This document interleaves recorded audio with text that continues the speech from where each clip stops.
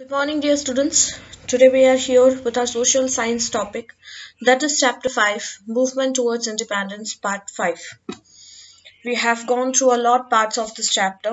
In last part, we have discussed about Subhash Chandra Bose, about his martyrdom, right? And then we discussed the Mountbatten Plan, right? And how India achieved independence, right? In what manner and in what terms and conditions were put up by Britishers. So we are gone through it, and next we are going to continue with Mountbatten Plan, right? So let's start it. After Mountbatten Plan, we'll continue with Indian Independence Act July 1947. ठीक है ये this is also itself a part of Mountbatten Plan. Okay, the British Parliament passed the Indian Independence Act according to Mountbatten Plan. So British parliament ने as we have discussed Mountbatten plan में कौन से terms और conditions के base पर India को आज़ादी मिलेगी ये डिस्कस हुआ था and as we have seen के माउंटबैटन ने ये इंडिया को समझाया था या इंडियन लीडर्स को ये समझाया था दैट इंडिया को पार्टीशन करना that is the only way out of there because एक बड़ा सा प्रोविजन होना with a very weak government right ये कभी इंडिया को डेवलप नहीं करने देगा so it is very important to have a very strong government भले छोटा प्रोविजन हो बट स्ट्रॉन्ग गवर्नमेंट हो तो India can able to develop in its manner. So according to this, India's first Governor General was Mountbatten and Jannab Jinnah was the first Governor General of Pakistan. तो इस हिसाब से हमारे पहले governor general बने Mountbatten और पाकिस्तान के पहले गवर्नर जनरल बने जनाब जिन्ना. By this act, India's dependence on British rule came to an end. और इस एक्ट के पास होते ही इंडिया का जो भी डिपेंडेंस था ब्रिटिश रूल पे वो यही एंड हो जाता है. Therefore, Gandhiji considers this act as the one and only best and beneficial act given by the Britishers to India. तो गांधी जी भी ये मानते हैं कि ये ऐसा एक ही एक्ट था जो बेस्ट और बेनिफिशियल रहा इंडिया के लिए which is given by Britishers. Otherwise, अब तक जितने भी एक्ट थे वो एक भी ऐसे नहीं थे जो इंडिया के लिए कहीं ना कहीं बेनिफिशियल हो. So this was the one and only best and beneficial act. The last Viceroy of British government organized a function in New Delhi at the midnight of August 14th. So 14th of August को हमारे जो last viceroy थे British government के उन्होंने एक function organise किया था new Delhi की मिडनाइट को. The Union Jack of England was brought down from the pole and the Indian national flag tricolor was hoisted. So एक Union Jack England से उन्होंने मंगवाया था एक टाइप ऑफ पोल राइट जो नीचे उतरा और उस पोल में हमने हमारा फर्स्ट मतलब हमने पहली बार एक आज़ाद इंडिया का इंडियन नेशनल फ्लैग होस्ट किया. The documents attributing independence to India were handed over the Mountbatten to C. Rajgopalachari, the first Governor General of independent India. इसके बाद जो भी डॉक्यूमेंट्स थे right what ever the documents की किस तरीके से इंडिया आज़ाद होगा या उसके जो भी रिस्पॉन्सिबिलिटी या पावर ऑफ अटॉर्नी या जो भी आप कह लो वो सारे डॉक्यूमेंट्स माउंटबैटन ने हैंड ओवर किए सी राजगोपालाचारी को जो बने हमारे first governor general of independent India. ठीक है इंडिपेंडेंट इंडिया के फर्स्ट गवर्नर जनरल बने सी Rajagopalachari. In the picture you found the Hindustan Times. ये उस वक्त का न्यूज़पेपर है. You can able to read the headline India Independent British Rule Ends. Constituent Assembly takes over. Mountbatten appointment as Governor General enclosed. यानी last governor general जो रहे वो Mountbatten रहे इस माउंटबैटन प्लान के वक्त. सो यही दिखाने की कोशिश है कि what were the headlines at that time. News में और भी बहुत कुछ आ रहा होगा कि क्या कुछ नहीं हुआ होगा, but the fact is that India is getting independence, but in terms of partitions we can say, without partition जो एक ड्रीम था गांधी जी का और शायद सबका, वो पॉसिबल नहीं हो पाया. Entire atmosphere was full of excitement. Entire process of transfer of power was completed. August 15, 1947 was an excellent dawn for India. All celebrated the first Independence Festival very pleasantly and cheerfully in the country. पूरा atmosphere उस वक्त का माहौल, क्योंकि इतने सालों के बाद, around 100 of a year or we can say a century, after a century, right, we got independence. तो पूरा एक एटमॉस्फियर एक्साइटमेंट से भरा पड़ा था. जितनी भी प्रोसेस थी ट्रांसफर की, पावर ट्रांसफर की, वो भी ऑलमोस्ट कंप्लीट हो गई थी. As we have seen, Mountbatten has handed all the documents to C Rajagopalachari. So on August 15, 1947 एक इंडिया के लिए वो एक एक्सीलेंट मॉर्निंग थी. वो पहली वी कैन से कि इतने सालों के बाद वो पहली सुबह थी जो हमारी आज़ादी की सुबह थी. Dawn for India, that is the early morning. This was the first morning जब लोग जाग रहे हैं आज़ाद इंडिया में. सबने इस पहली इंडिपेंडेंस के festival, because it is our first festival right of independence, आज़ादी का पहला ये हमारा त्योहार है या फेस्टिवल है. लोगों ने बहुत चेयरफुली, बहुत खुशी से, बहुत एक्साइटमेंट से पूरे कंट्री में ये सेलिब्रेट किया. Everywhere, people hung torrents, a good omen, on doors. Sweets were distributed in schools. Many people who had taken vow left relieved on its fulfillment, but Gandhiji was shocked due to the partition of India, and therefore he had deeply plunged into grief and drifted into meditation. हर एक के घरों में ऐसा लग रहा था कि जैसे दिवाली जो सेलिब्रेट की जाती है वैसी एक सेलिब्रेशन इंडिपेंडेंस का उस वक्त हुआ था. घरों में तोरण लगाए गए एक गुड ओमन की तरह, राइट, कि पहली बार कुछ शुभ हुआ है इतने वक्त के बाद. राइट, स्वीट्स बांटे गए स्कूल्स में और सबके साथ, लोगों के साथ. बहुत सारे लोगों ने जो भी वॉव्स लिए थे, जो भी कस्में खाई थी, राइट, कि आज़ादी के बाद हम ये करेंगे, हम वो करेंगे, वो आज उनकी फुलफिल हुई है. सब खुश थे, पूरा कंट्री, पूरा इंडिया कहीं ना कहीं बहुत खुश था, सिवाय एक पर्सन के, दैट वाज गांधी जी. गांधी जी खुश नहीं थे, बट इंस्टेड वो शॉक्ड में थे. उन्हें बहुत धक्का लगा था इंडिया का पार्टीशन हुआ इसकी वजह से, और वो इतने दुखी थी कि उन्होंने खुद को मेडिटेशन में डाल दिया था. सो एट दैट टाइम जब सब सेलिब्रेट कर रहे थे, खुशियां मना रहे थे, उस वक्त गांधी जी काफी शॉक्ड में थे और अपने दुख को प्लंज करने के लिए, अपने ग्रीफ को संभालने के लिए उन्होंने मेडिटेशन शुरू किया था. Right, so he was in complete meditation mode. We can say वो किससे बात नहीं कर रहे थे, कहीं कुछ नहीं. सारी एक्सरसाइजेस या मतलब जो भी उनकी डेली एक्टिविटीज थी उन्होंने सब छोड़ दिया था. He was just in silence mode, we can say. Now comes India became independent and the immediate problems of it. चलो, इंडिया को आज़ादी मिल गई फाइनली इन 1947. बट उसके बाद एक सबसे बड़ी इशू, सबसे बड़ी इमीडिएट प्रॉब्लम्स शुरू हुई, और वो ये थी कि क्योंकि इंडिया का 2 पार्ट में डिवाइड हुआ था, it was partitioned, right, that is India and Pakistan. अब उसकी वजह से जो सबसे बड़े इश्यूज शुरू हुए, वो इशू समवेयर लाइक कि जितने भी मुस्लिम्स यहाँ रहते थे अब उन्हें मूव डाउन होना पड़ेगा पाकिस्तान में.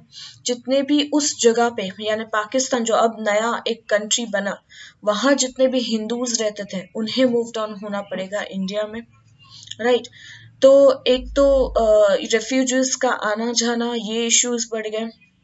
दूसरा सबसे बड़ा इशू ये था दैट यहाँ सरदार पटेल का रोल बहुत ही इम्पोर्टेंट है. A very important role played here by Sardar Patel will read about him, right?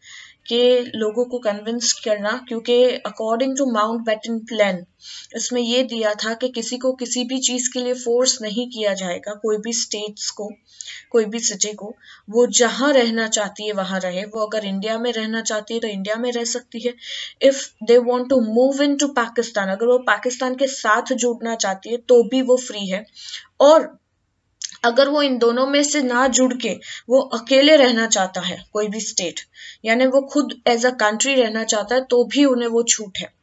तो ये जो एक पॉइंट था, कहीं ना कहीं इसने एक प्रॉब्लम क्रिएट किया था, राइट? कि बहुत सारे ऐसे थे स्टेट्स थे, जैसे जूनागढ़ में था, इशू हुआ था, राइट? वो ऐसा चाहते थे कि जूनागढ़ के जो राजा थे वो शायद कोई मुस्लिम थे, ऐसा कुछ था।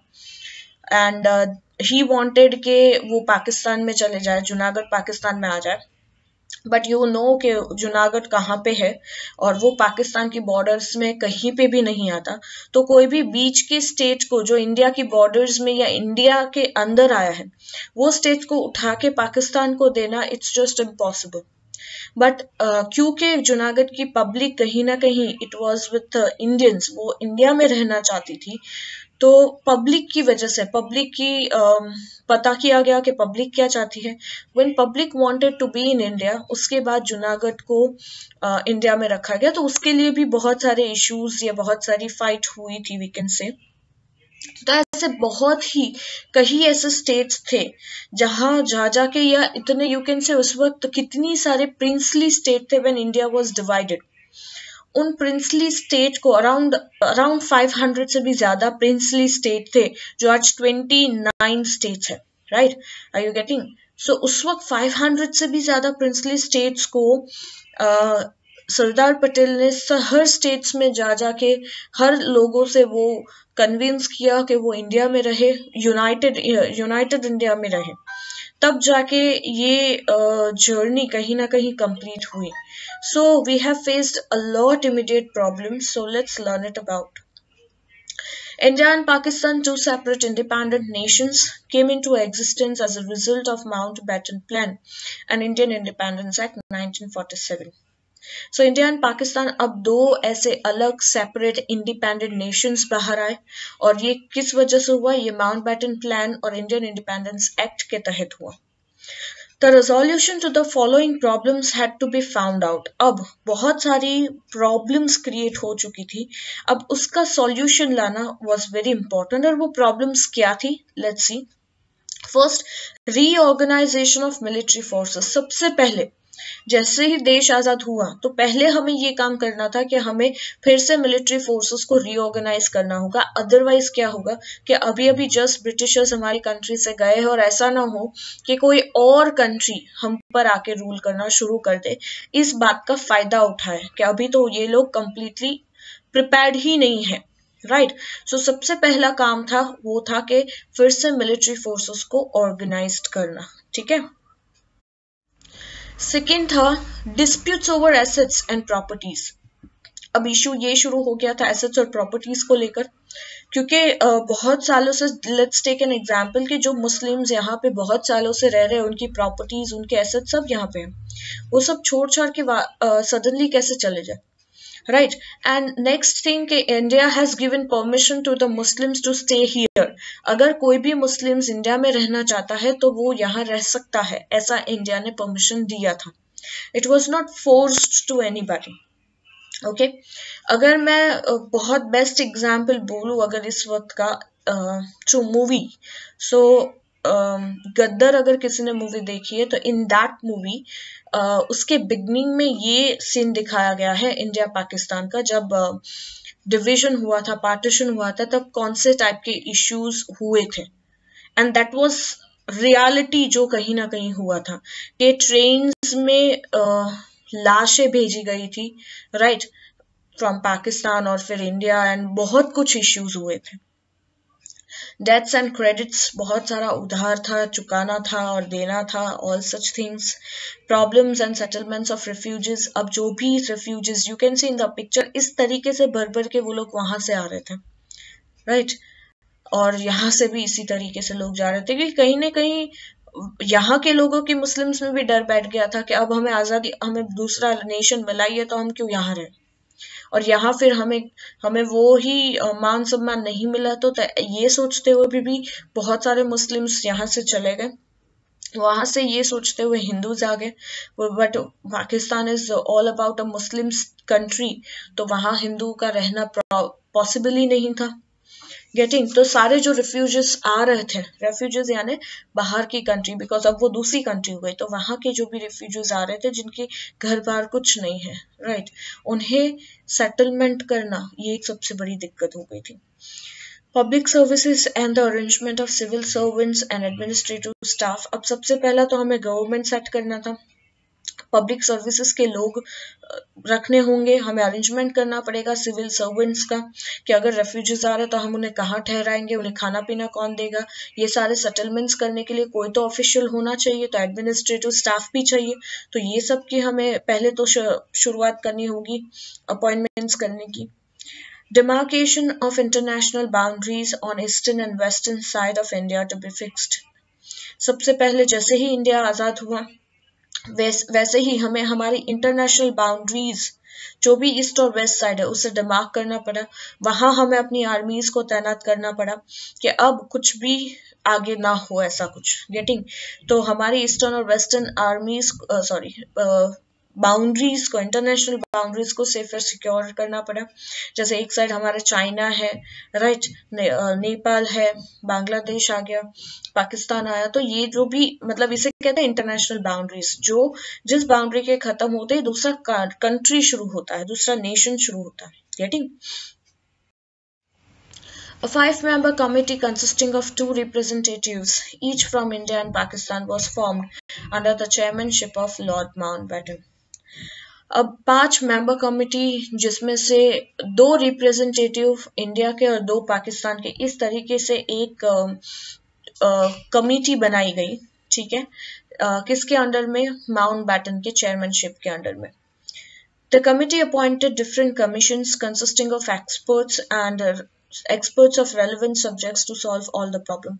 अब ये कमिटी में अलग अलग लोगों को, अलग अलग आई कैन से एडुकेटेड और टैलेंटेड लोगों को अपॉइंट किया गया, जिसके अपने अपने खुद एक कुछ सब्जेक्ट्स हैं जो ये सारे प्रॉब्लम्स को सॉल्व कर सके। जैसे फाइनेंस मिनिस्टर या फाइनेंस रिलेटेड जो भी पर्सन है, जिसका जो बहुत ज़्यादा इंटेलिजेंट और टैलेंटेड है फाइनेंस के रिलेटेड के मामलों में, उन्हें अपॉइंट किया गया। तो ऐसे अपने रेलेवेंट सब्जेक्ट्स में एक्सपर्ट्स जो हो, कोई इकोनॉमिस्ट है इन दैट मैनर, राइट, कोई डिफेंस में अच्छा है, इस तरीके से ऐसे ही मेंबर्स को यहाँ इन कमिटी में अपॉइंट किया गया जो अपने रेलेवेंट सब्जेक्ट्स में बहुत एक्सपर्ट हो, जिससे वो इंडिया की या पाकिस्तान की जो इश्यूज चल रहे हैं उसे सॉर्ट आउट कर सके।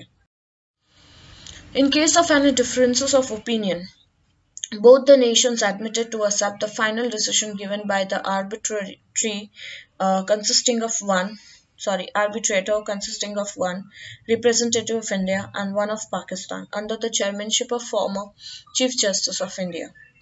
अगर किसी भी चीज को लेकर या किसी भी बात को लेकर डिफरेंस ऑफ ओपिनियन हुआ, इंडिया ने एक बात रखी, पाकिस्तान ने दूसरी बात रखी, दोनों की बात एक दूसरे को हजम नहीं हो रही है, ओपिनियन अलग अलग हुए, तो दोनों ही नेशंस को एक फाइनल डिसीजन एक्सेप्ट करना पड़ेगा, जो भी डिसीजन हमारे आर्बिट्रेटर लेंगे। और आर्बिट्रेटर कौन होगा? जिसमें एक बंदा इंडिया का रिप्रेजेंटेटिव होगा और एक पर्सन पाकिस्तान का रिप्रेजेंटेटिव होगा। उसके अंडर में चीफ जस्टिस ऑफ इंडिया, जो फॉर्मर चेयरमैनशिप जिसके अंडर में थी चीफ जस्टिस ऑफ इंडिया के, वो जो भी डिसीजंस लेंगे वो इन दोनों को मानना होगा। Military Commandant General of India compelled the partition of army, military weapons, etc. The British Army left India by February 28, 1948. Britishers ऐसे ही नहीं चले गए थे कि जैसे तैसे सब कुछ थमा दिया और निकल गए। वो हमारी कंट्री से फेब 28 को गए थे, 1948 को। सब कुछ सॉर्ट आउट करने के बाद, नो डाउट सब कुछ सॉर्ट आउट नहीं हुआ था, but they tried their best. Fine. So military commandant भी पार्टीशंस के वक्त डिवाइड किए गए, जो जनरल ऑफ इंडिया थे उनके अंडर में आर्मी, मिलिट्री, वेपन्स और वो सारी चीजों को डिवाइड किया गया, पार्टीशन किया गया। और ब्रिटिश आर्मी ने भी इंडिया को छोड़ा कब? Feb 28, 1948 को। All officers and employees of administration, military, judiciary were given opportunity to choose whether they would serve India or Pakistan. जितने भी officers थे, employees थे, administration या military या judiciary के जो भी heads या officers थे, उन सबको एक opportunity दी गई कि आपको कहाँ रहना है. You want to be with India or want to be with Pakistan? वो जहाँ जहाँ रहना चाहते हैं वो वहाँ रह सकते हैं, उन्हें कोई force नहीं है. They were given assurance about their pay, allowance, security of service, pension, etc. But उन्हें ये भी assurance दिया गया कि अगर अभी तक वो पहले इंडिया को सर्व कर रहे हैं बट अब उन्हें पाकिस्तान को सर्व करना है एज एन एम्प्लॉय और एज एन मिलिट्री और एज ए जुडिशियरी, राइट, उन्हें उनका पे, उनका अलाउंस, उनकी सिक्योरिटी ऑफ सर्विस, उनका पेंशन जो भी अब तक मिल रहा था वो एज यूजुअल मिलता रहेगा. A large number of refugees from both countries migrated, leaving their houses and properties. अब बहुत numbers, एक बहुत large number of populations migrate हो रही थी दोनों ही countries में से. जैसे मैंने कहा पाकिस्तान से इंडिया आ रहे थे हिंदूज और इंडिया से बहुत सारे मुस्लिम्स पाकिस्तान जा रहे थे. तो ये लार्ज नंबर ऑफ माइग्रेशंस चल रहा था. लोग अपने घर बार और सब अपनी प्रॉपर्टीज को छोड़ छाड़ के आ रहे थे. India solved the tremendous problem of their rehabilitation and resortations very skillfully and patiently. और इंडिया ने ये सबसे बड़ी जो प्रॉब्लम थी कि रेफ्यूजीज जो आ रहे हैं उन्हें सेटल डाउन करना, उन्हें रिहेबिलिटेशंस देना. रिहेबिलिटेशंस यानी जो भी रेफ्यूजीज आते हैं उन्हें टेम्पररी एक जगह देना जहां वो रह सके, जहां उन्हें 3 वक्त का खाना मिल सके, राइट, जहां वो रेस्ट कर सके वो देना. फिर उन्हें रिस्टोरेशन करना, फिर उन्हें उनके हिसाब से सेटल डाउन करवाना, राइट. ये काम इंडिया ने बहुत ही स्किलफुली और पेशेंटली किया. The then Deputy Prime Minister and Home Minister Sardar Vallabhbhai Patel merged about 562 small and big princely states of India into Indian Union. जैसे मैंने कहा कि यहाँ सबसे ग्रेट रोल किसी का है तो that is Sardar Vallabh Bhai Patel. He played a very great role. जो उस वक्त के डेप्यूटी प्राइम मिनिस्टर और होम मिनिस्टर थे उन्होंने 562 बड़े और छोटे प्रिंसली स्टेट्स को इकट्ठा किया कि वो इंडिया में रहे. जैसे मैंने कहा कि आज जैसे 29 स्टेट्स है, उस वक्त छोटे छोटे बड़े बड़े मिलाकर 562 स्टेट्स होते थे, राइट. आज तो वो सारे स्टेट्स कहीं ना कहीं मर्ज्ड हो के इतने ही रह गए. इतने सारे स्टेट्स को मर्ज्ड करना, उन्हें कन्विंस्ड करना कि वो इंडिया में ही रहे, ये काम किया था सरदार वल्लभ भाई पटेल ने. और उस वक्त की मैं बात बताऊं तो कश्मीर ने ये कहा था कि Kashmir don't want to be in India as well as in Pakistan. Kashmir ऐसा चाहता था कि वो ना ही इंडिया में रहना चाहता है ना ही पाकिस्तान में. तो उस वक्त हमने छोड़ दिया था कि ओके चलो कि इफ यही उनका डिसीजन है then it's fine. But then what happened कि पाकिस्तान में कश्मीर पर अटैक किया उसी ईयर के आसपास 1948 to 50 के आसपास कुछ ऐसा हुआ था कि उन्होंने अटैक किया कश्मीर पर. जब पीओके आई थिंक उसी वक्त उन्होंने ले लिया था.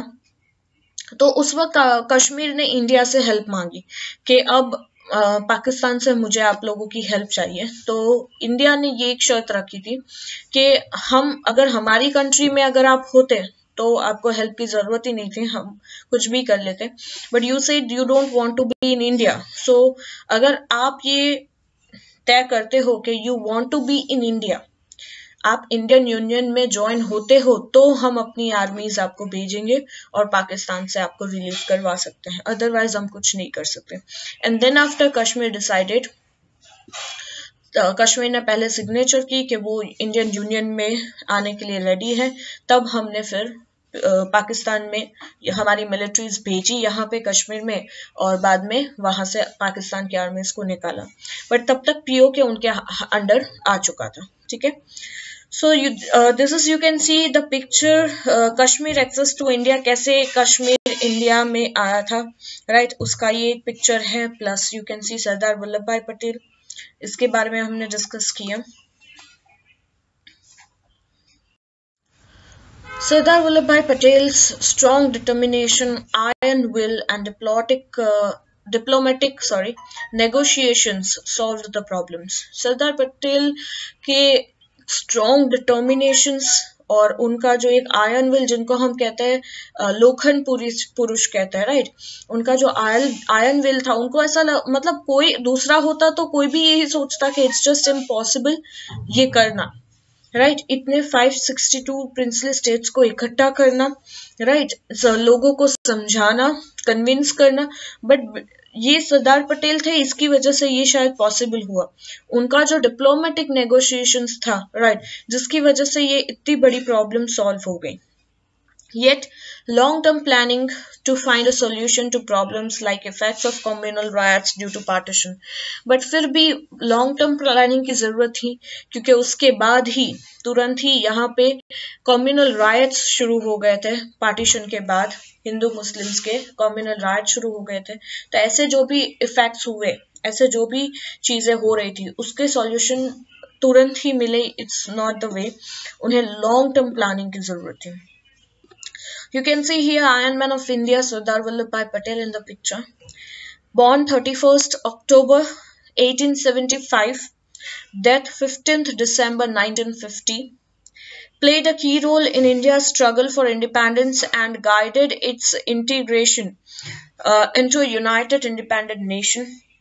उन्होंने क्या कुछ काम किया है इंडिया के लिए, उन्होंने खेड़ा सत्याग्रह, बारडोली रिवॉल्ट ऑर्गेनाइज किया था, दोनों ही जब ब्रिटिशर्स यहाँ पे थे, और ये सत्याग्रह उन्होंने जीता था। Elected as Ahmedabad municipal president की तरह भी वो इलेक्ट हुए थे 1922 में और 1924 और 1927 में। Elected President of Indian National Congress in 1931, Independent India's first Deputy Prime Minister and Home Minister थे ये, Architect of United India post Independence and conferred with Bharat Ratna, इनको भारत रत्न भी दिया गया है in 1991. The shock of Mahatma Gandhi's death to make independent India self-reliant with the help of good governance, the weak condition of Indian agriculture to create an atmosphere of peace and tranquility in in the country, the internal external security of the country, etc. became necessary. उसी वक्त एक दूसरा झटका India को लगा, और वो सबसे बड़ा शॉक ये था कि गांधी जी की डेथ हो गई, राइट, और कहीं ना कहीं उनका जो ड्रीम था कि इंडिया को आजाद दिलाना, एक self reliant banana with a good government, right, और इंडिया की जो भी इंडियन एग्रीकल्चर की जो वीक कंडीशन थी उसे बाहर निकालना, एक एटमॉस्फेयर क्रिएट करना पीस का, ट्रैंक्विलिटी का, राइट, और इंटरनल और एक्सटर्नल सिक्योरिटी बनाए रखना कंट्री की, ये सारी चीजें अब बहुत ही जरूरी थी, राइट, और गांधी जी के डेथ के बाद तो ये और भी ज्यादा इम्पोर्टेंट हो गई। और इवन गांधी जी का कहीं ना कहीं ये सब था कि नहीं, एक ऐसा कंट्री, हम ड्रीम कंट्री उनका जो था वो अनफॉर्चुनेटली नहीं कर पाए because of partition of India. So this was the chapter, right, and here we are ending our chapter. Hope you understood this chapter well, and आपको शायद समझ में आया होगा इस चैप्टर के थ्रू कि इंडिया को आज़ादी मिलने के लिए या इंडिया ने आज़ादी पाने के लिए कितने स्ट्रगल किए हैं, ऐसे कितने लोगों का कंट्रीब्यूशन है इस स्ट्रगल में, तब जाके आज हम एक इंडिपेंडेंट लाइफ, एक इंडिपेंडेंट कंट्री में जी रहे हैं। So we should always respect all this great personality जिनकी वजह से ये सब कुछ पॉसिबल हुआ। Okay, so will meet in next lecture with a new chapter. Up till take care, bye bye all of you.